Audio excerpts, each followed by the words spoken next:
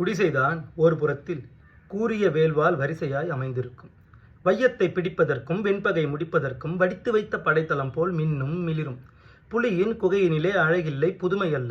கிளியும் மெய்சிலிருப்பும் கீழிறங்கா தன்மையும் தலைகாட்டா மானத்தின் உறைவிடம் மறவன் மாளிகை.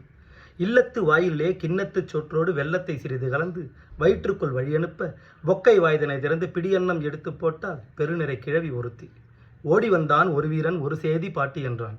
ஆடி வந்த சிறுமி போல பெருமூச்சு வாங்குகின்றாய் ஆண்மகனா நீ தம்பி?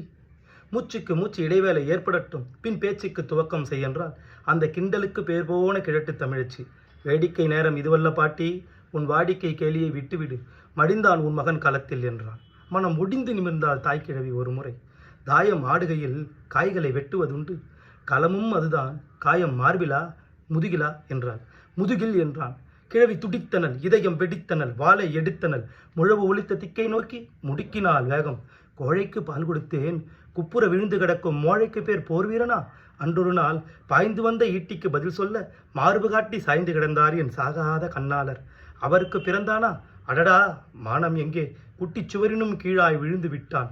இமய வரம்பிலே வீரம் சிரிக்கும், இங்கே வீணை நரம்பிலே இசை துடிக்கும். அதுவும் மானம் மானம் என்றே முழங்கும். தேடா மரத்தமிழ் குடியிலே மாசு தூவி விட்டாய், தின்று கொழுத்தாய், திமிர் பிடித்த தோள்கள் எங்கே? தினவெடுக்கவில்லையோ அந்தோ என்று கதறினாள் அந்த 80 நெருங்கிய ஏழை கிழவி.